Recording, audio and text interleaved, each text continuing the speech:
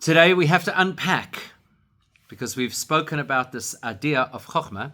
Now we've got to unpack and understand what it is and how it works and why it is the secret to having a meaningful relationship with Hashem. So that puts us in chapter 18 on page 78, the third line on the page, the first word on the line, which is the word Hine. And the context is that we've just learned that the way every one of us, regardless of where we're at, regardless of how spiritual we may or may not be, regardless of what's going on in our lives, regardless of our education level, etc., every one of us is capable of having a meaningful relationship with Hashem.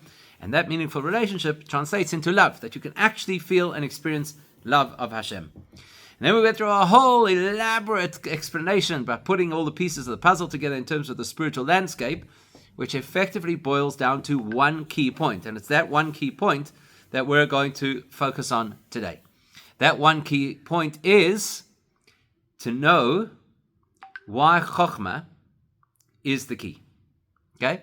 Why? Because that's what we explained. We went through this whole appreciation of the hierarchy of the spiritual realms, and we said that it's the Chochma dimension that gives a person access to this love of Hashem, this relationship with Hashem. So we need to understand what Chochma is. And unfortunately, as is often the case, we have a working definition that we are used to. That is not the correct definition. That's often the case. So you've got to put it on that list of things that we speak about in Judaism, that people think they know what they mean, and they don't necessarily know what they mean. So, if you had to use the word Chochma, most people will tell you that Chochma means wisdom, which is very nice, but it's not very helpful. And the truth is, sometimes people even use it as a derogatory term. Ah, you Chochem, which is not necessarily intended as a compliment. It's a little bit facetious, where a person is saying, you're not so smart. What you're doing is not so smart. But the concept of Chochma, when you truly analyze it, is not wisdom in the classical sense. It is something altogether different. In fact, Chochma is a very sophisticated spiritual state that a person can find themselves in, or more importantly, that a person should work to experience. And when a person reaches this very elevated spiritual state called Chochma, then amazing things happen. So we need to obviously then understand what Chochma is. And in order to understand it, we're going to start with ourselves in a very practical, accessible kind of way, which we did last week. We spoke about the fact that Chochma is like when you innovate, when you come up with a new idea, and how you have to kind of suspend yourself in order to have that opportunity to access something which is different, which is unexpected, which wasn't necessarily what you were already thinking before. That's the very high level, or you could say very basic level of understanding what Chochma is. This evening we're going to unpack it further. Okay? So let's have a look. We'll start reading, and then we'll unpack what we're reading. So as I say, third line, page 78. Hine, ha-chochma hi mekoir ha-seichav ha-avona. He's going to tell us three things about Chochma. The first thing he tells us about Chochma is that Chochma is the mekoir, it's the source of intellect and understanding. Number two, v'hila maila mehabina, shihu havonas ha-seichav ha-sagosai. Chochma is higher than, which means more advanced than, or earlier in the spiritual process than Bina. What is Bina? Bina is the intellectual understanding of something and the comprehension, the grasping of something. And then he says, which basically is telling us the same concept in different words, that Chochma is beyond understanding and is therefore the source of understanding. And here comes the third point that he's going to tell us. This is the meaning of the word Chochma, koyach ma. Koyach ma. Okay? Koyach means power or potential, and ma means undefined. Right? As in the word what. And that implies shuma she'enoi musag umuvan ve'ena nitves behasoga adayin. That tells us something which has not yet entered the space of the intellectual. In other words, it hasn't yet entered a reality that you could grasp with your mind. Okay, that's quite a lot of information, so we're going to have to unpack this information. Three things. Chochma is the source of understanding, intellect and understanding. Second of all, Chochma is higher than Bina. And number 3 is that Chochma is koyach ma. Okay? So those are the 3 things we have to know. Probably need somebody to open the gates because there's no guard today. Thank you. Okay, so those are the 3 things we've got to understand. Let's go back to our conversation that we had last week. And even though it was obviously a whole week ago, and not necessarily does everybody remember things that are from a whole week ago, but we'll go back to it in any event. So we spoke about the fact that when a person gets a brand new idea, the question is, where does that idea come from? Where does the idea come from? Okay? Here you've got a person who is learning, who's trying to understand something, who's debating, who's brainstorming, whatever the case is, and then the idea falls into their mind. The question is, where did that idea come from? Now, it's a funny question because we don't necessarily always stop to examine this.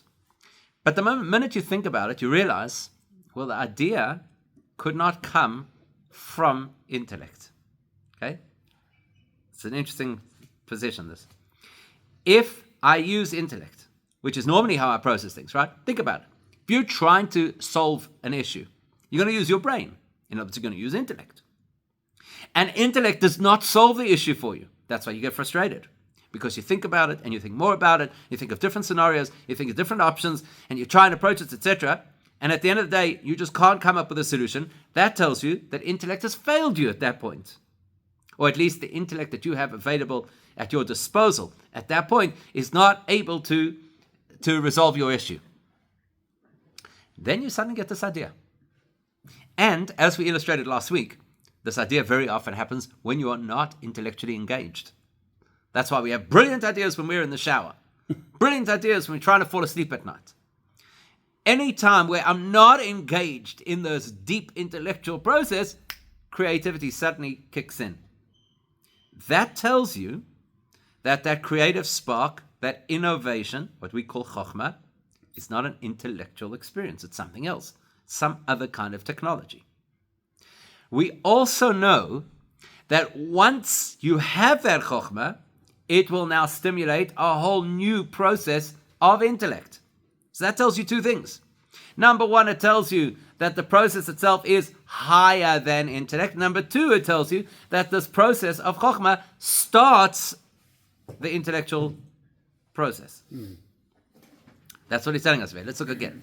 Chochma is the source of intellect, of a whole new intellect. If you want to understand something, usually what you need is a new perspective. Because how you saw things and how you understood things before did not allow you to understand this. So you now need a new perspective, which is going to allow you to understand this. Where does that come from? The source of this new intellect, the source of this new understanding, this new perspective, that is Chochma. In order to be the source of something, you obviously, by definition, have to be higher than it. Can't be the source of something that you're on a horizontal plane with for obvious reasons. To put it slightly differently, the source of something always has to be stronger. And stronger doesn't necessarily mean in brute force. But it always has to be stronger than the thing that it produces. So the source is always greater than the result. If Chochma is the source of a whole new intellectual process, that tells me that Chochma is higher than everything I'm going to understand and experience in that intellectual process. Here's a nice way to look at it. Could you imagine somebody took you to see their garden? You walk into the garden and there's nothing to see. Just a whole lot of sand and a whole lot of seeds. They say, look at my garden. It's amazing. You look around and say, I don't see any garden, I just see seeds. So I said, no, it's my garden in potential form. All of these seeds come back in 20 years from now. You'll see my garden. There'll be trees, there'll be bushes, there'll be plants, there'll be grass. All of these seeds are going to turn into this magnificent, beautiful garden. Now you look at this person, you would be highly unimpressed, right?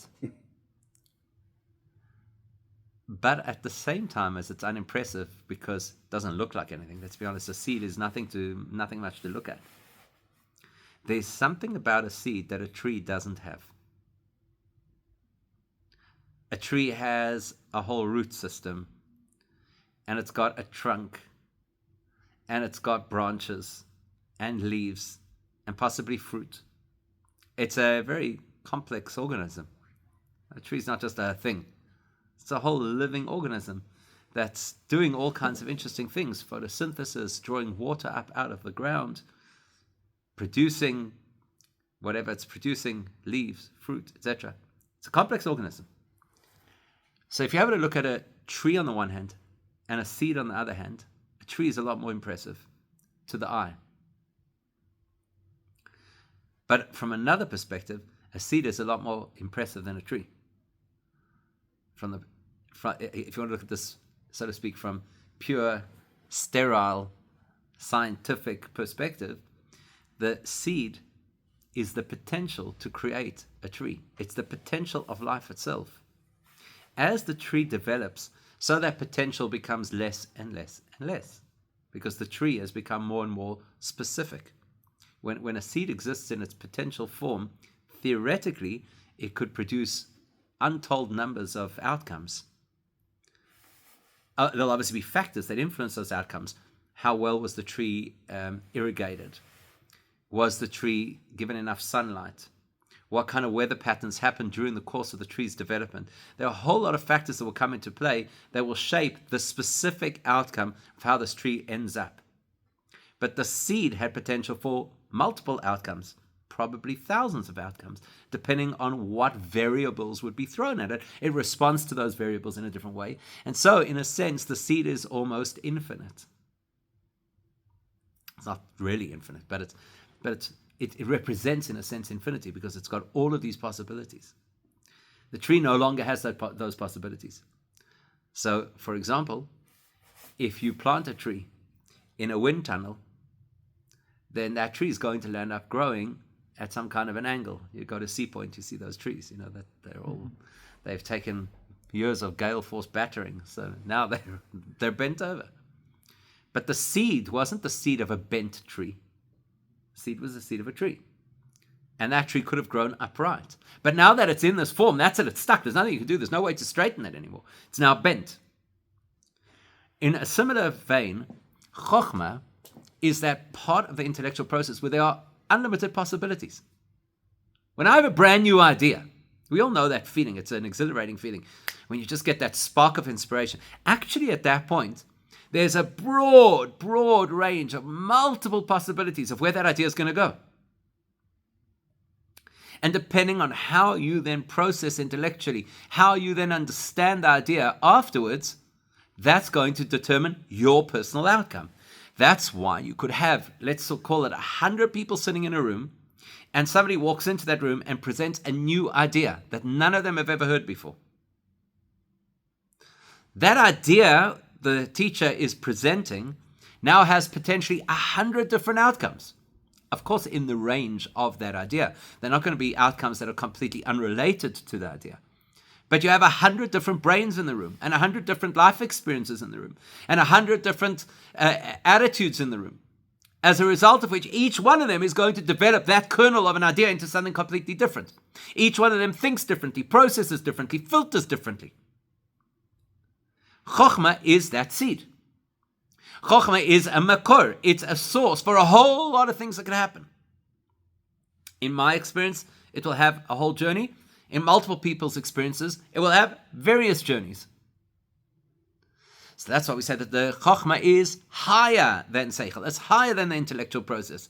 It's the stimulant, it's the catalyst, it's the kernel, it's the beginning of a process. It's the launch of something brand new. For which reason, we call it Koyach Ma. So if you take the letters of the word Chochma, the first two letters, you switch those letters around, you get the word Koyach, which means power. And the remainder of the word is Ma, which translates as what. And any time that you have the word what, obviously you're dealing with something that is not yet defined. That's what implies. I don't know. That's why I'm asking.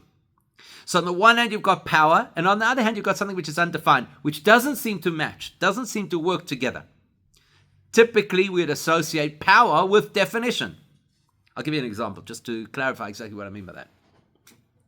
So somebody gets up. Or let's do a better one than that. Somebody comes to try and sell you something. So what are they selling?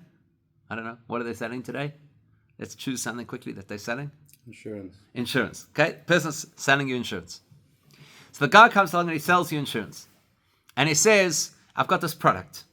It's a disability insurance product. So God forbid, one day you stub your toe. That's it. We'll cover you the 3 days of work that you don't have to go to work because you stubbed your toe. Okay. And you say to the person, what are my premiums? So he's going to tell you. Then you're going to say, and how much is the payout for that time that, I'm off work? He's going to tell you, right? And you start asking a whole series of questions. And he flip-flops and he doesn't really know and he's non-committal. What are the chances that you're going to buy insurance from him? Almost zero, right? Why? Because surely, if something is undefined, if something is not clear, then it's not powerful. Surely. Whereas if a person walks into your house, into your office or your house, whatever it is, and says, I have the most incredible insurance product. You don't understand. This is going to revolutionize the entire market. And you can get in early now. You'll be one of the first people to get the benefit. He sells you this whole thing. You have a much higher chance that you're going to sell because there's clarity. So where there's clarity, there's power. How then can we have a word, koyach ma? That there's power and at the same time, there's lack of definition. It doesn't seem to match. Also, how can you tell me that something is the makor? It is the source of a whole series, a whole program, a whole process, but it itself is undefined. How does that make sense? Surely, if you want to start a process, you start a process with a goal, and that goal needs to be fairly clear. You can still unpack it and so on. And as strange as this sounds, when you talk about it objectively, subjectively, we know that this is our experience, every single one of us. That when you get a brand new idea, when you have that light bulb moment, you know that there's power and lack of clarity at the same time. So if you imagine the people who are all standing around and they're trying to work out the solution to a problem and everybody's getting really frustrated and they've been brainstorming for 2 hours and nobody's gotten anywhere and now they're ready to tear each other's hair out and then somebody says, oh, Eureka, I've got it. And they all say, no, what is it? What have you worked out? He says, hang on, I'm not sure. How's that possible? How can you have that absolute sense of power? This is it, at the same time that you can't verbalize what it is. You're convinced this is it, but you can't explain what you're talking about. Koyach ma. It's this incredibly paradoxical reality of incredible power with a whole lot of nebulous, undefined reality. But that's not really what Chochma means. That's just the paradox of our experience of Chochma, but that doesn't really give you an insight into what Chochma is. So let's try and understand what Chochma is. You ready for this? Okay, let's try and understand. On the one hand, and the easiest way for us to unpack this now is going to be with the teacher-student model. But we're not talking about this teacher who walks into the class and says, let's review what we did yesterday and the day before and the day before. We're not talking about that kind of a teacher. We're talking about the teacher who walks into the class. And every single time they walk into the class, you have absolutely no idea what's going to happen next because they've always got some kind of totally revolutionary concept that they want to share with you. So they walk in and they've got this revolutionary concept and they throw it at you. What do you experience? Power. Oh my gosh, this is amazing. This is unbelievable, right? And at the same time, you experience confusion. At the same time. You don't necessarily realize that you experience confusion at the time. It's often afterwards when you go and tell somebody the most amazing thing that you just heard. And they say, well, what was it? And you have absolutely no way of communicating it. So I don't get it. It was so compelling. It was so powerful. It was so beautiful. And now I don't even know how to put it into words. And that's when people often say, oh, maybe I'm just not so smart, or maybe I'm not a good student. It's none of that. It's just that we don't have a method. We don't have a method to capture the power. So what's the method to capture the power? Koyach ma. It's the ability, and we did speak about this last week, it's the ability to let go of self. Because you know what happens to us? A few things happen to us. We're often our own, I don't want to say worst enemies, but we are often our own roadblocks. Because what happens, this is what happens. We walk into, let's just say a class. And let's just say that the reason we walk into the class is because we got an invitation and the topic sounded like really interesting. So let's say, for argument's sake, the topic was, why are we all so anxious? Okay, let's say that that's the topic. Now, the only reason we're going to this talk, obviously, is because we want to help somebody else who's anxious. Not, God forbid, because we're anxious, right? We know somebody theoretically, they're anxious, we want to be able to tell them. Okay. Not only do we want to have some advice for them, but actually we already have a theory about how they should deal with their anxiety. Very often we have good theories for other people to deal with their issues, and we don't necessarily have good theories for ourselves to deal with our issues.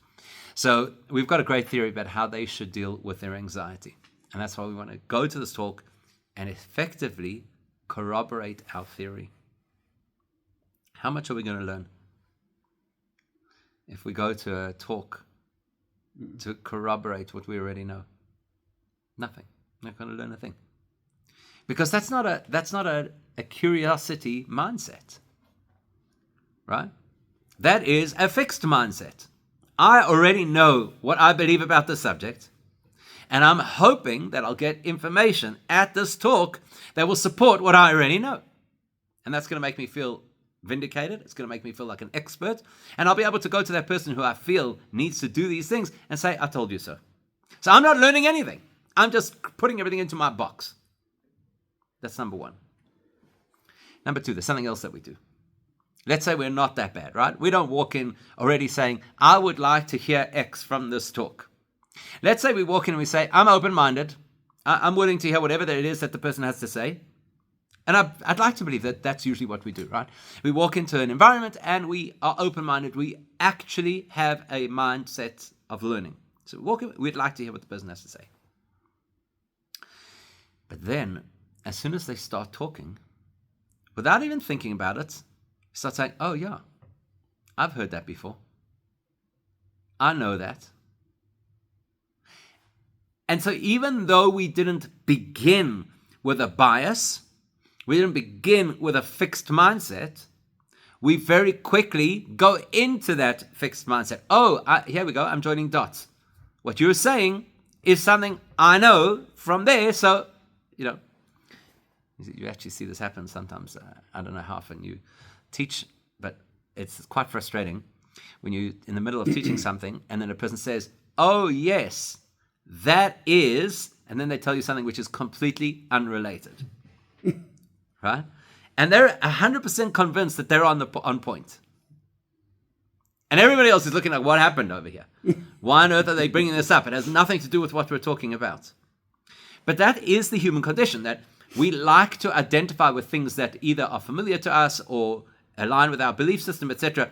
So in the class, even if we came with an open mind, in the class, we'll end up in this situation where we're saying, aha, I see the connections. Koyach ma is two things. Koyach means that the person sharing is in a state of power at that point because they've got something valuable, they've got something that's going to add value to our lives, they've got something that is going to inspire us, they've got something that's going to get us thinking, etc.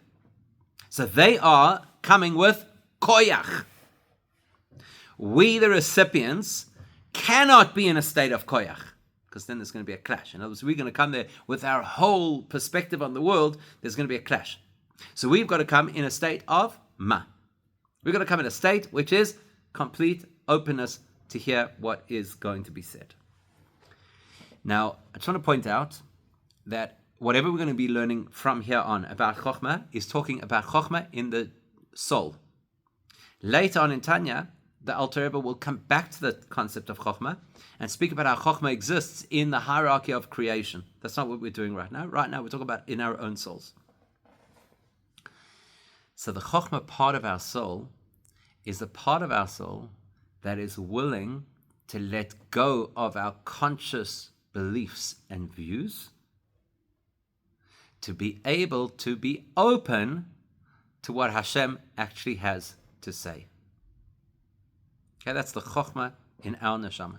It's a part of us that is open to hear what Hashem has to say. It's a part of us that gives us the potential to let go of our egos. Usually we're afraid to let go of our egos. Who knows what's going to happen, God forbid I might turn around and be somebody else, or I might just lose all the things that people like about me, whatever the case is. So Chochma is that ability to do just that. And therefore Chochma is the ability to transcend oneself. That's what he's telling us over here. Chochma is beyond the intellectual. Therefore, when I engage Chochma, I can get myself to a point that is beyond what I understand.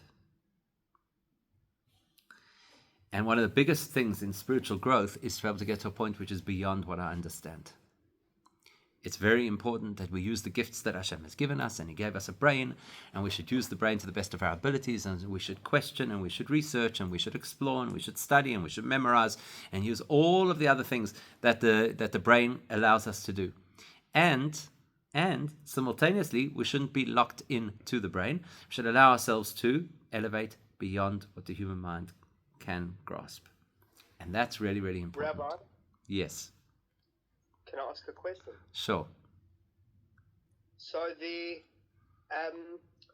because you just said the word understand, and what you were explaining sounded more like understanding, like bina, more than chokhmah. So obviously I'm sure you're going to get to that next, but why is that chokhmah and not bina, what you just described? Okay, so going back to how we started this section, we said that chokhmah is the makor for bina. So in other words, if a person wants to have bina, if a person wants to have understanding, in order to have understanding, they first have to have chokhmah. Chokhmah is the ability to escape what I already believe I understand. Let's use an example. It's a great example, right? But let's use the example. So once upon a time, there was something called the Industrial Revolution, a little bit before your time. So at the time of the Industrial Revolution, as you can well imagine, there were some very, very major changes that came to the little towns and the villages and the shtetl where people lived. Some of those changes were very exciting, and some of those changes were very frightening. In one case, there were people who lived in a little shtetl, and the next thing, these construction workers arrived. And they started building things that these people had never seen before. A lot of wood and coal and steel. And they couldn't understand what this was. Turns out, like in every shtetl, you had the one guy who was a world traveler, who was a big expert, had been around, seen things, been to the big cities. And he wanted to explain to the people in the shtetl, what they're doing is they're laying train tracks. So their most efficient mode of transport up until then was a horse and a wagon. And now he's explained to them what these train tracks are. They couldn't understand what it is. So he says, listen, the train is a horseless carriage. So he's trying to explain to them that it's a steam locomotive or whatever, but it's a horseless carriage. The people say to him, there's no such thing as a horseless carriage. I've lived here my whole life. My grandfather lived here. His grandfather lived here. There is no such thing as a horseless carriage. Cannot exist. He says, I'm telling you, I've been to the big city. There are horseless carriages. That's what they're building up here. You're going to see that in the future, they are going to bring the horseless carriage into our shtetl, and then you're going to be able to travel at speeds that you never experienced before, distances that you never imagined possible. It's going to completely change everything that you know about life. And they look at him like, I'm Shugana. Where did you come from? There's no such thing as a horseless carriage. Sure enough, months and months later, they've now completed this railway line. And they put up a little platform with a bench. This is going to be the train station. And they tell everybody, big mazel tov, next week, Monday morning, 9 a.m., the first train is coming to town. Everybody's going to come and see this thing. So they all go, 9 a.m., and they're waiting. And they're very overwhelmed by the noise and the smoke and the whole clamor of this train coming into the station. Everybody's going a little bit meshuggah. But there it is. There's a train. And the fellow who had been to the big city, and he was considered the great expert on technology, says to him, okay, ladies and gentlemen, you see, there's no horse. They said that's not possible. It's not possible. There has to be a horse. There's no such thing. For the whole of human history, there was never a wagon without a horse. There's got to be a horse. So I'm telling you, you're welcome. I'll speak to the train driver. I'm sure he'll allow you to have a look and go here and there and whatever. You'll see there's no horse. So sure enough, he takes them into the cab and he takes them into the coal cart and he takes them into the engine and the whole thing. And they're looking from this angle, from that angle, this, under the hood, this, no horse. So eventually all of the townspeople are very excited. It's true. There's a horseless carriage. But there was one person who they called the wise man of the town, or in context of what we're talking about, he was a real Chochma. And he said, ladies and gentlemen, I'm telling you now, there is a horse inside this carriage. Somewhere there is a horse. Even if it's just a little one. So what's he saying? He's saying, I have my bina. I have my understanding of how the world works. This is the way it's been my whole life. This is what my father told me, what his father told him, all the way back to Avraham Avinu. That's the way that the world works. Every carriage has a horse. That's it. That's my reality. Now you've arrived and you've shown me that that's not reality anymore, that now there's another kind of a wagon that doesn't have a horse. If I'm not willing to have chokhmah, if I'm not willing to suspend my belief system, then I cannot have bina, I cannot understand how this new system works. And so I'll have the ridiculous belief that there's a tiny little horse somewhere inside, because there has to be a horse. And that's exactly what we do. That's exactly what we do. There has to be something that aligns with what I already understand. So in order for a person to have real understanding, that is not limited to their bias or their experience or their mood, first you have to have chokhmah. First you have to have the capacity to relinquish self, to open your mind, to hear something which is radically different to everything that you've believed. And then you can have bina. You know, it's what you thought was understanding. You previously believed that you understood something. That's not understanding. This new perspective, this new insight that you will get after the Chochma experience, that will be true understanding. Okay, so that's why we're speaking about understanding, and yet at the same time, we're really primarily speaking about Chochma, because without Chochma, you don't really get to have understanding. So, why is that relevant to us? The reason it's relevant to us is because Hashem is not accessible through understanding. That's really important for a person to understand, ironically. Hashem is not accessible through understanding. Later on in Tanya, the Alter Rebbe will use this expression, much later on in Tanya, he'll use this expression, that if somebody were to tell you, look, I went to this talk the other night, it was amazing. It was such an advanced topic that at the end of the talk, I couldn't even hold the idea in my hands anymore.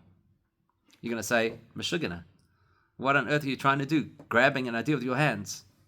Because everybody knows that hands are not the tools for intellect. Not everybody knows that a brain is not the tool for godliness. Can you filter godliness into a brain? Yes, because Hashem gave us a gift called the Torah. But can I know Hashem through intellect? No, I cannot. How do I know Hashem? Chochma. Something that is beyond my intellect. Something that's not limited by what I understand.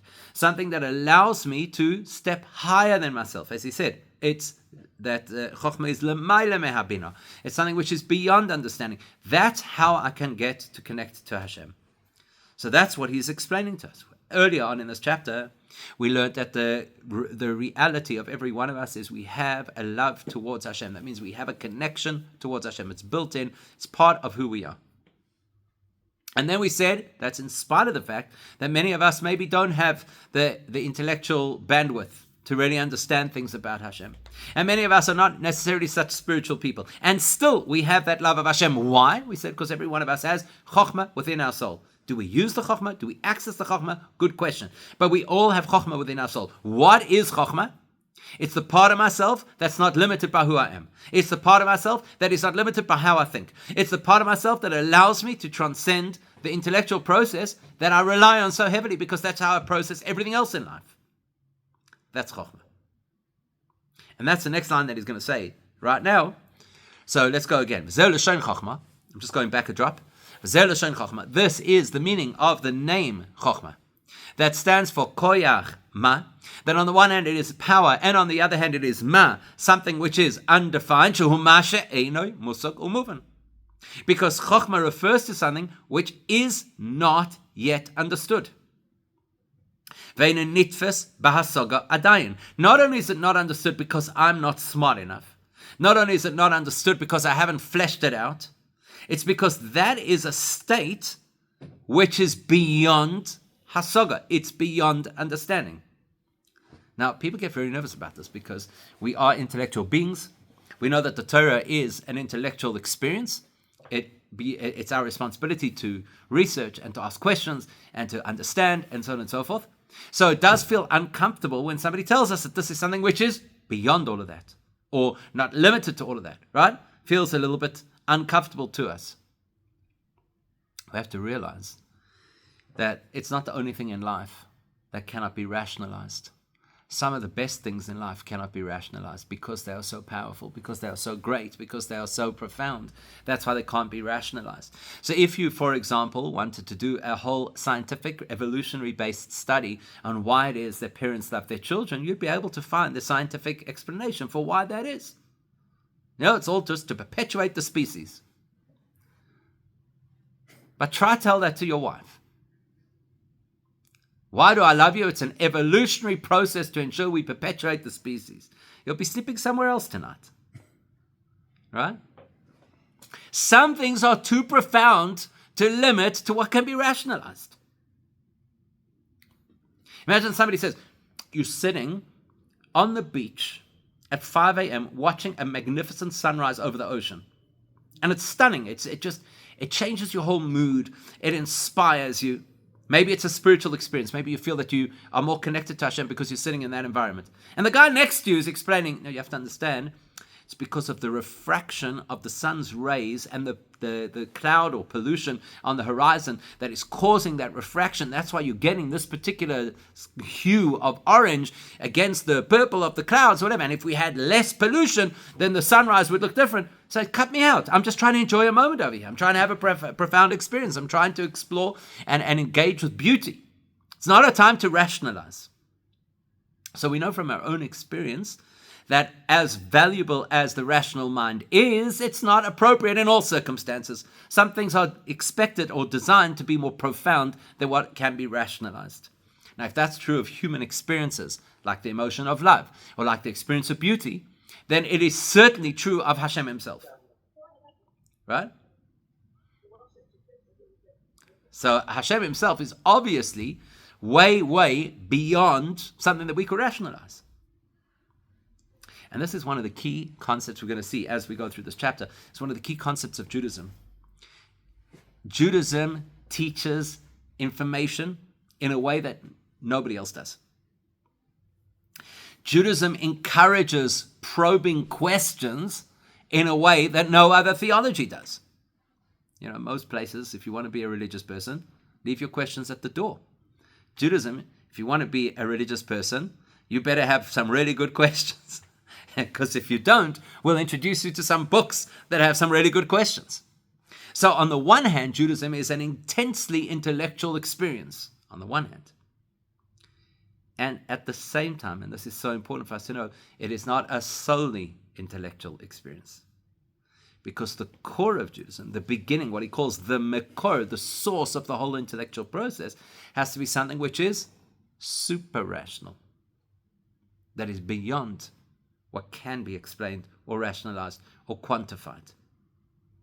Now, a few days ago, we celebrated the holiday of Shavuos, right? What's the celebration of Shavuos about? Receiving the Torah. Receiving the Torah, right? That's what it's about. That's where Hashem gave us the Torah. It's when we received the Torah. Logically, it's a celebration of being given this incredible treasure trove of intellectual value. The Torah. Right? And yet, what is the holiday of Shavuos actually about? So the Jewish people stood at the foot of Mount Sinai and they said, Na'aseh v'nishma. Na'aseh means we're going to do whatever you say. And then after we're already committed, then we'll start to understand what you said. That's not an intellectual approach. That's an approach that says there is something beyond intellect. So we're going to plug into this thing that is beyond intellect. We're going to just say, we're in, boots and all.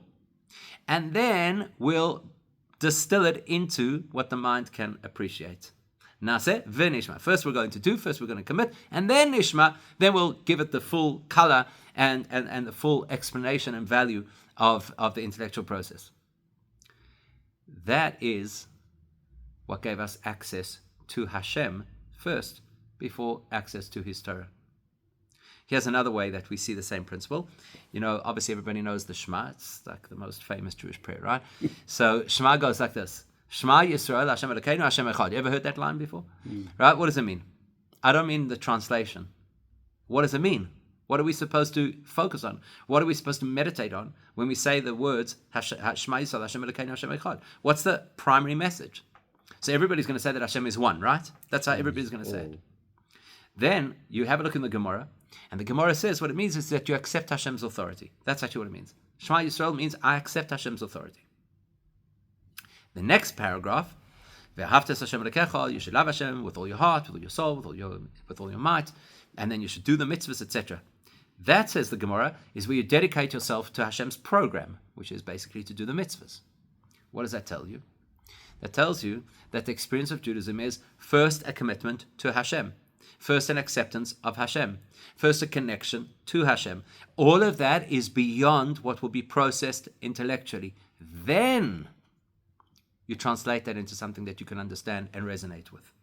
But you don't start building from the intellectual in the hope that you're going to reach the transcendent. You start at the transcendent and then eventually bring your mind basically up to speed. That's what he's telling us over here.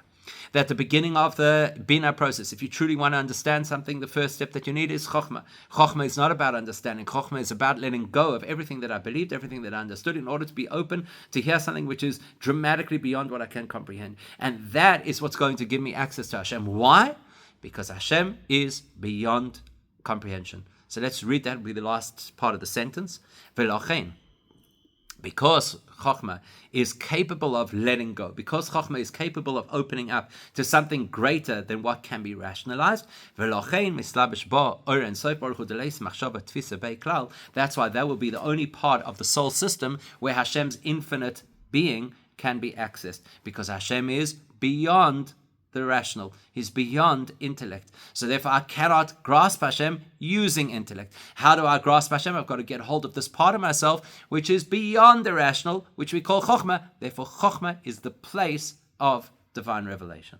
Chochma is the place of my connection to Hashem. Chochma is the place that stimulates that I'll have a love of Hashem even if I don't have a comprehension of Hashem, which is actually the next part that we're going to learn. We're going to do almost like a case study of how this really works in our lives. Okay, that'll be our next piece for next week. Because that kind of describing